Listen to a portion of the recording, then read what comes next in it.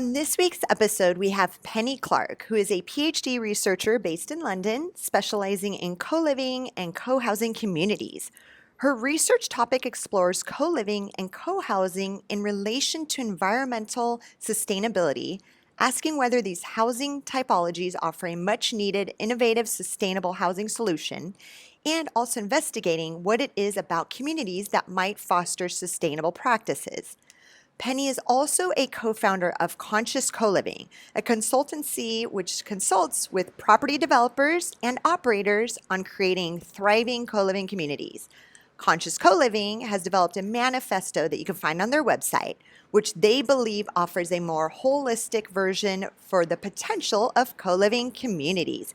We are excited to have Penny on this week's episode of the Co-Living Code.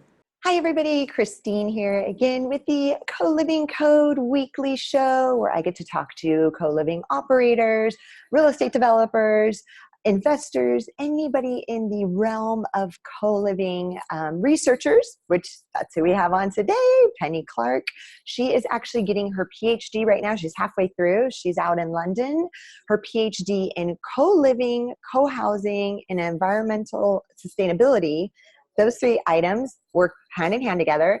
My excitement, which we're going to start there, is, and she laughed.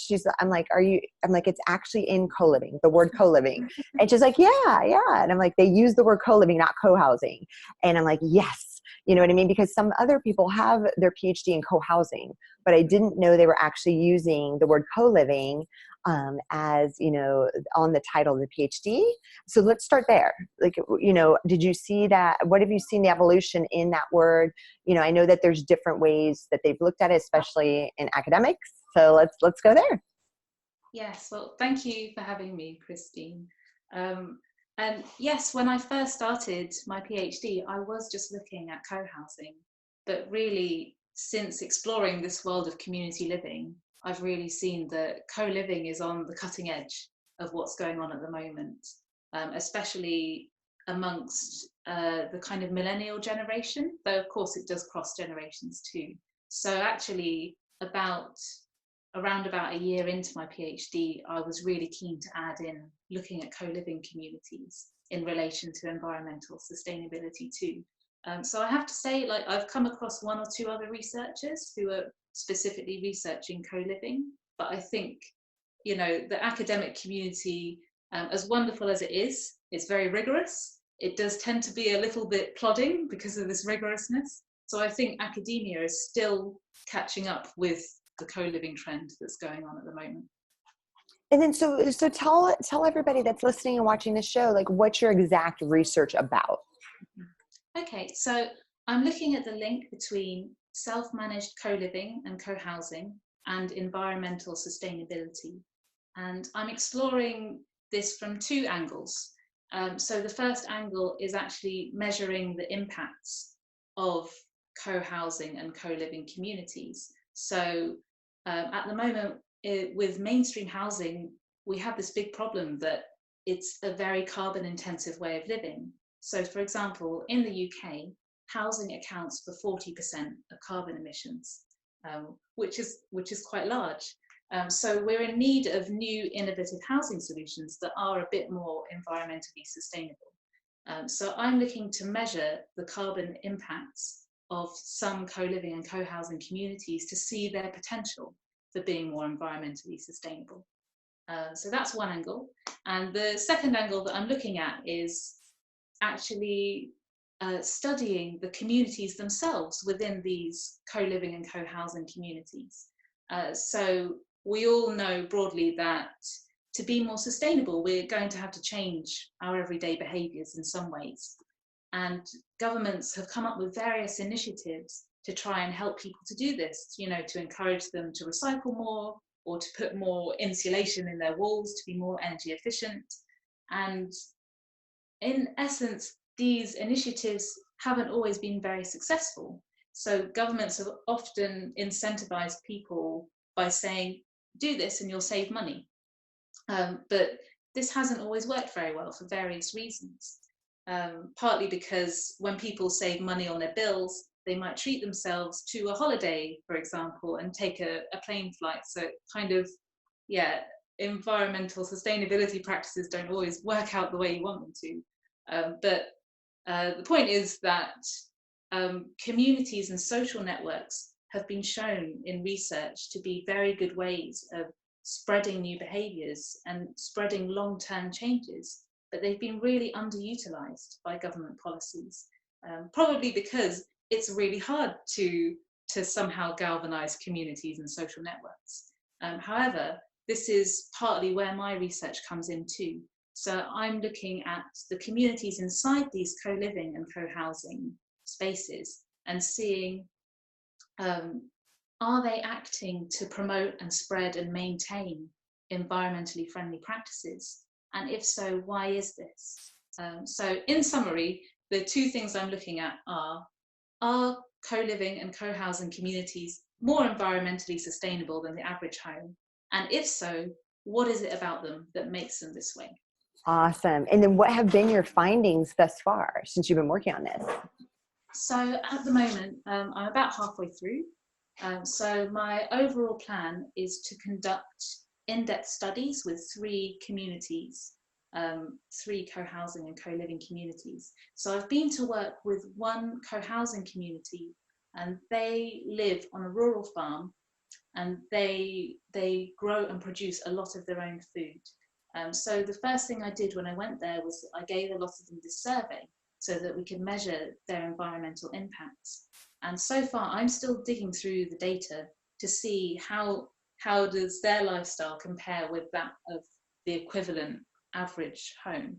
But I have to say, with this particular community, it's quite clear that they have a very low impact lifestyle. So they have things like their own solar panels, they have a borehole to get their water from, they have a carpool sharing scheme. So they have a lot of sustainable infrastructure and sustainable schemes going on. And so I guess you might say from this, well, sure, like if I had a solar panel and I got my water from a borehole, like I would clearly be more sustainable than the average home. Like there's nothing special about that. But that's where in my research I have to think about, well, what is it that's different because they are a community rather than single people living by themselves, next door to each other? Would they have gotten solar panels if they weren't a community together? Would they have had the financial capability and the will and had that discussion if they weren't a community? That's where I'm kind of arguing that even though it's infrastructural, that's where that community element comes in. I think whilst this community that I've worked with, it's quite clear that they have this lower impact lifestyle. The next community I'm going to work with is an urban co-living community in London.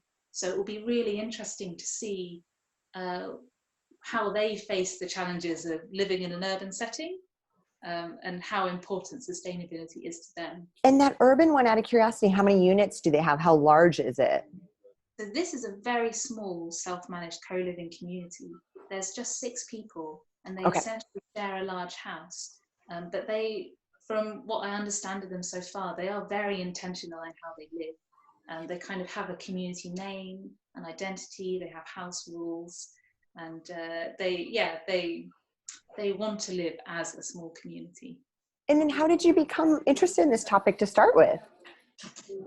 So for me, I think when I went into research and into academia, I knew that I had an interest in environmental sustainability. I saw it as, of course, a huge problem and a huge challenge and opportunity that we all face today.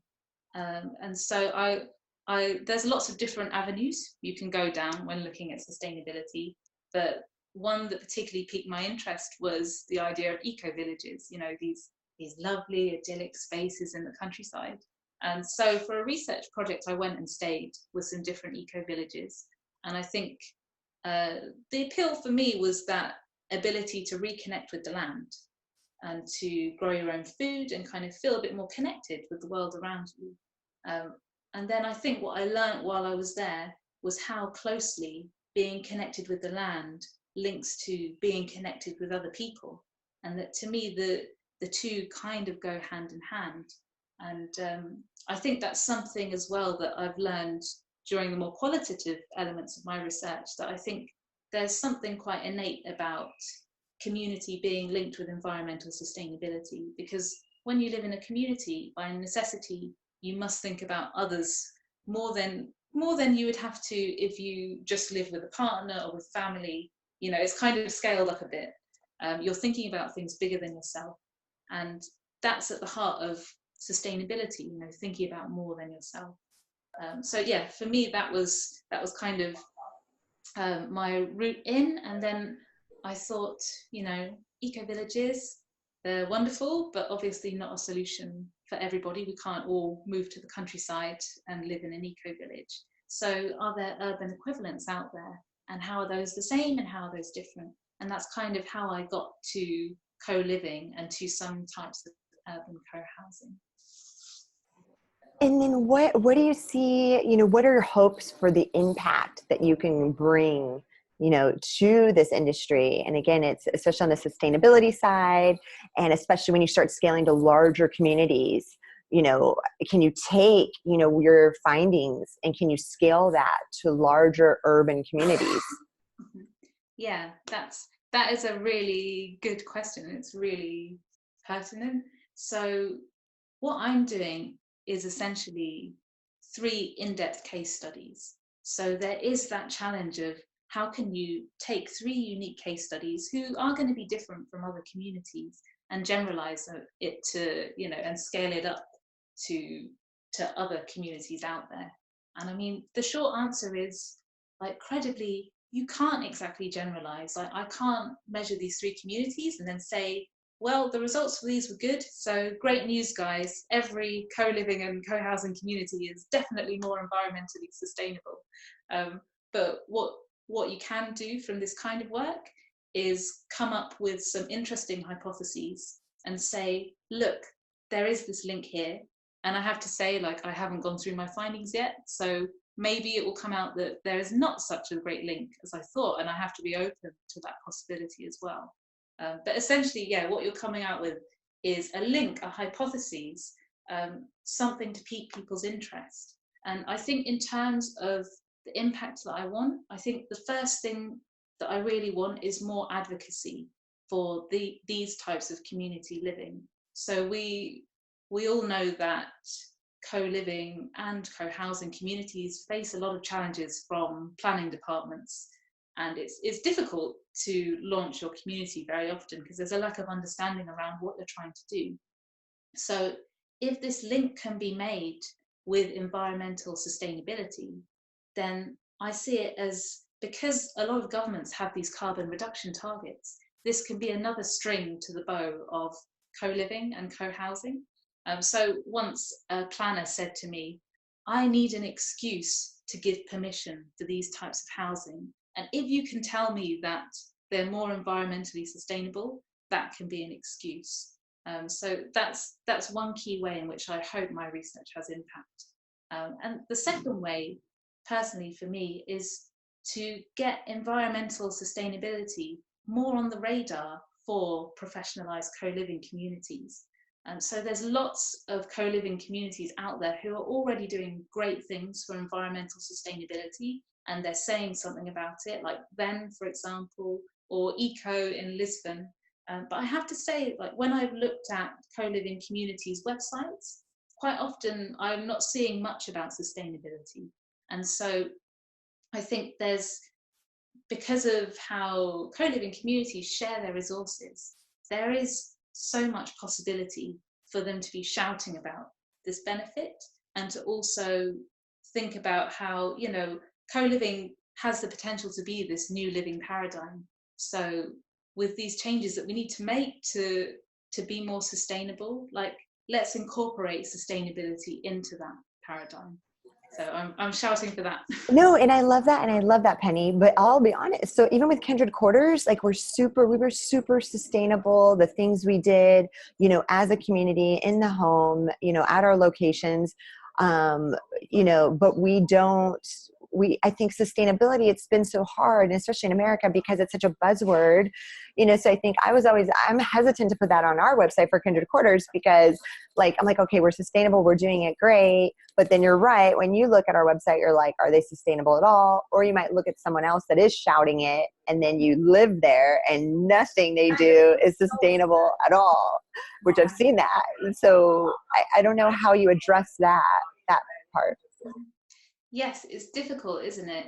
I think you're right. It is such a buzzword, and greenwashing is a real thing.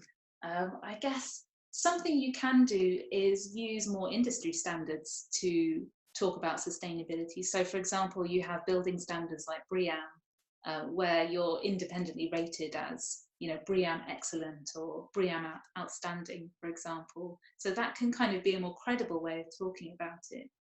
And yeah, I suppose there's also, there's talking the talk, and then there's providing more concrete examples in your marketing of the things that you're doing as well. There's putting, an image of lots of lovely potted plants on your website. And then there's actually saying, we ran an event about sustainability last weekend and it was great. So yeah, I guess it's, as a consumer, it's kind of being aware of how sustainability is being used.